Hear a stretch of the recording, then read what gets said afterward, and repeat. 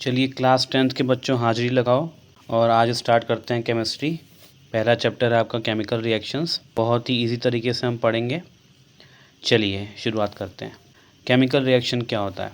Chemical reactions की अगर बात की जाए तो ऐसा फिनोमिना जिसमें आप ये चार चीज़ें ऑब्ज़र्व करेंगे: change in state, change in colour, evolution of a gas और चेंज इन टेम्परेचर। तो ये चार चीज़ें अगर आप ऑब्ज़र्व कर रहे हैं किसी भी फिनोमिना में, वो कहलाएगा केमिकल रिएक्शन। अच्छा, एक बहुत ही फेमस केमिकल रिएक्शन है और आपके इस चैप्टर में भी आपको दिखाई देगा, वो है मैग्नीशियम रिबन को जब हम बर्न करते हैं 2 mg plus O2 gives us 2 MgO magnesium oxide. Magnesium ribbon जब ऑक्सीजन के प्रेजेंस में जलता है तो वो मैग्नीशियम ऑक्साइड का पाउडर बनाता है और ये जो केमिकल रिएक्शन होता है इसमें वाइट फ्लेम प्रोड्यूस होती है। ठीक है, तो इस केमिकल रिएक्शन के एग्जाम्पल से हम समझते हैं कि क्या ये दो चीज़ें उसमें होती हैं। जी हाँ, बिल्कुल होती हैं। उसकी स्टेट चेंज होती है। एक तो मैग्नीशियम रिबन है वो वाइट पाउडर के फॉर्म में कन्वर्ट हो जाता है और कलर चेंज होता है, यानी कि जब मैग्नीशियम जलता है ऑक्सीजन की प्रेजेंस में तो वाइट फ्लेम प्रोड्यूस होती है, डेजलिंग वाइट फ्लेम प्रोड्यूस होती है।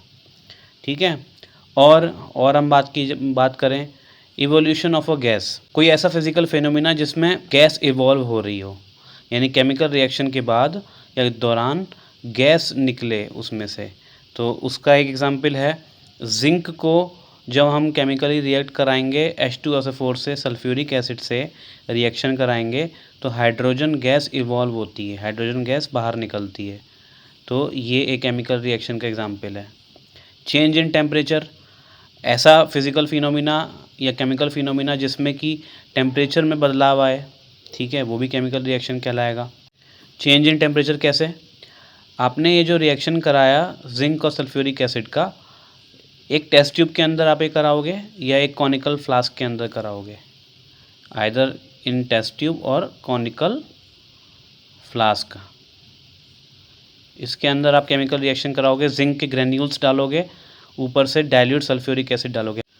तो जब भी जिंक ग्रेन्यूल्स को आप टेस्ट ट्यूब के अंदर डालोगे या फिर कॉनिकल फ्लास्क के अंदर डालोगे और उसके ऊपर डाइल्यूट सल्फ्यूरिक एसिड डाला जाएगा तो हाइड्रोजन गैस इवॉल्व होगी, प्लस उसमें से हीट भी निकलेगी। ठीक है, यानी कि टेम्परेचर में भी बदलाव आया और हीट निकली, इसका मतलब उसको हम आगे पढ़ेंगे, हालांकि आप समझ लीजिए उसको बोलते हैं एक्सोथर्मिक रिएक्शन। एक्सोथर्मिक रिएक्शन जिसमें हीट प्रोडक्ट में निकली है। एंडोथर्मिक रिएक्शन क्या होता है? जिसमें हीट यूज़ होती है। ठीक है, ये सब हम आगे पढ़ेंगे, बेसिकली आप इतना जान लो।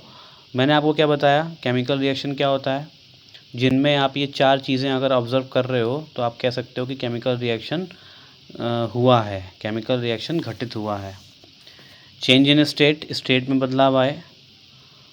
चेंज इन कलर, कलर में चेंज आए।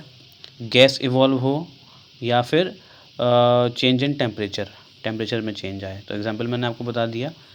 अभी शुरुआत है, आगे और पढ़ेंगे हम, तो और डिटेल में इसके बारे में पढ़ेंगे, आप घबराइएगा मत। ठीक है, वीडियो अच्छा लगे तो प्लीज़ शेयर कीजिए और मेरा टारगेट यही है कि मैं केमिस्ट्री कंप्लीट पढ़ाऊँ, उसके बाद हम क्वेश्चंस भी उठाएंगे, लेकिन हाँ व्यूज़ आने चाहिए। ठीक है, चलिए आगे बढ़ते हैं।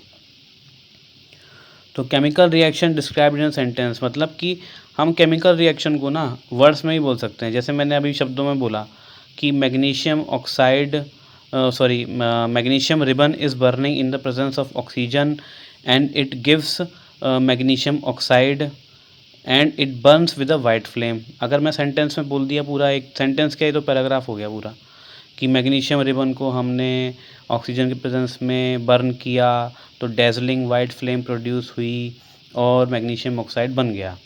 तो ये मैंने एक मल्टीपल सेंटेंस में इसको बोल दिया, तो ये भी ठीक है, लेकिन ये तरीका नहीं होता है केमिकल रिएक्शन को दर्शाने का। तो हम सेंटेंस में मैंने आपको बता दिया अभी, लेकिन हम ये यूज़ नहीं करते।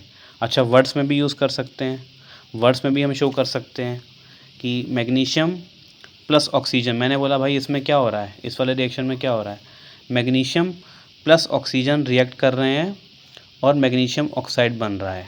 अच्छा, अब थोड़ी सी पिक्चर क्लियर हो रही है। मैग्नीशियम और ऑक्सीजन लेफ्ट हैंड साइड में है, magnesium oxide right hand side में है।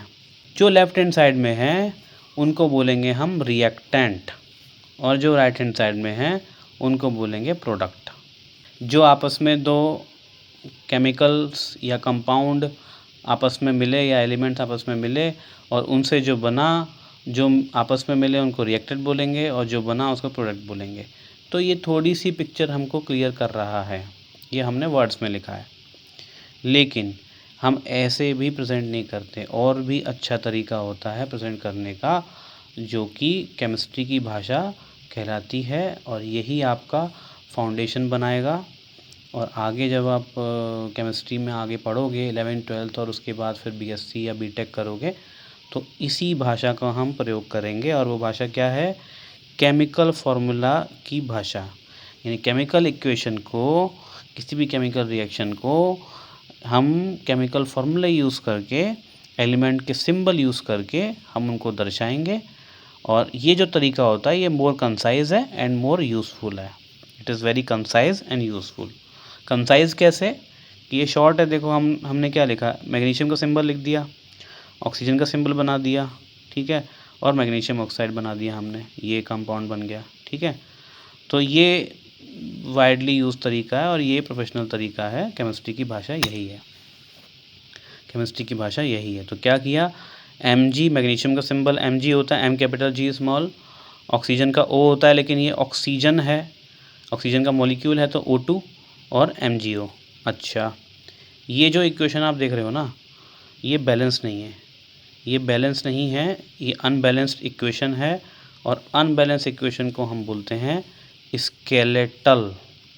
क्या बोलते हैं? Skeletal equation. ये स्केलेटल इक्वेशन है, ध्यान रखिएगा, ठीक है। ये क्या है? स्केलेटल इक्वेशन है। तो हम इसको बैलेंस करना भी सीखेंगे आगे में, ठीक है। तो इसको और विस्तार से पढ़ लेते हैं। LHS left hand side, RHS right hand side. अब अगर हम बैलेंसिंग की बात करें तो LHS की मैं बात कर रहा हूँ, Mg और O2 है। तो एक एटम तो Mg का है, मैग्नीशियम का है, और O2 दो एटम हैं ऑक्सीजन के, ऑक्सीजन एलिमेंट के दो एटम हैं, ठीक है। राइट हैंड साइड में क्या है? आपका MgO बन रहा है, और अगर एटम्स की बात की जाए तो दो एटम मिलके बनाया है MgO। एक Mg का एटम है, एक ऑक्सीजन का एटम है, एक और एक। तो ये अनबैलेंस है बेसिकली, यही आपको दिखा रहा हूँ। तो अनबैलेंस केमिकल इक्वेशन को हम बोलते हैं स्केलेटल इक्वेशन। तो ये क्या है? अनबैलेंस है, ठीक है। अब हम बात करेंगे बैलेंसिंग की, कि भाई बैलेंस भी तो करना पड़ेगा ना, इसको बैलेंस भी तो करना पड़ेगा। तो अभी देखिए बिल्कुल बेसिक चल रहा है, और पूरा 10th बेसिक ही है, ठीक है। पूरे 10th की केमिस्ट्री फिज़िक्स जो भी है ना, बिल्कुल बेसिक है। आप अभी समझ लो कि बिल्डिंग बनती है ना, तो अभी उसकी जो बिल्डिंग में नींव डलती है, वो एक तरह से आपकी नींव डल रही है, ठीक है। जो भी आप साइंस पढ़ो, मैथ पढ़ो, फिज़िक्स पढ़ो, केमिस्ट्री पढ़ो, ये सब अभी बेसिक है। तो अभी बेसिक स्ट्रॉन्ग कर लोगे तो आगे कंपटीशन में और आगे फर्दर स्टडीज़ में बहुत काम आएगा। Balance chemical equations. अच्छा, बैलेंस केमिकल इक्वेशंस क्या होती हैं? मैंने कहा ये क्या बोला, ये अनबैलेंस है, तो बैलेंस करेंगे इसको। बैलेंस करने के लिए एक बहुत ही इम्पॉर्टेंट हम लॉ यूज़ करते हैं, जो कि आप 9th क्लास में पढ़ चुके हो, और वो लॉ है लॉ ऑफ कंजर्वेशन ऑफ मास। यानी कि आपका मास जो है वो कंजर्व रहता है, ठीक है। एक law of conservation of energy है कि energy can neither be created nor be destroyed. ऐसे ही law of conservation of mass है, mass can neither be created nor be destroyed. तो law of conservation of mass हम use करते हैं इसमें, कि ये कैसे अप्लाई करते हैं कि total mass on left hand side must be equal to total mass on right hand side. यानी mass of reactant, total mass of reactant must be equal to total mass of the product. ये हम use करेंगे, ठीक है। इसी को मद्देनज़र रखते हुए हम आगे बैलेंसिंग करना सीखेंगे, जो बहुत इंटरेस्टिंग टॉपिक है। लेकिन इस लॉ को आप ज़रूर याद रखिएगा, लॉ ऑफ कंजर्वेशन ऑफ मास को। मैंने बता ही दिया total mass of elements in reactant must be equal to total mass of elements in the product. That's it. And need to balance and unbalanced chemical, ये मैंने क्या लिखा है, need to balance and unbalanced chemical equation. तो हाँ, ये मैंने एक बात लिख दी है कि अनबैलेंस केमिकल इक्वेशन को स्केलेटल इक्वेशन बोलते हैं, लेकिन इसको बैलेंस करना बहुत ज़रूरी है, ये हम आगे पढ़ेंगे. चलिए, थैंक यू.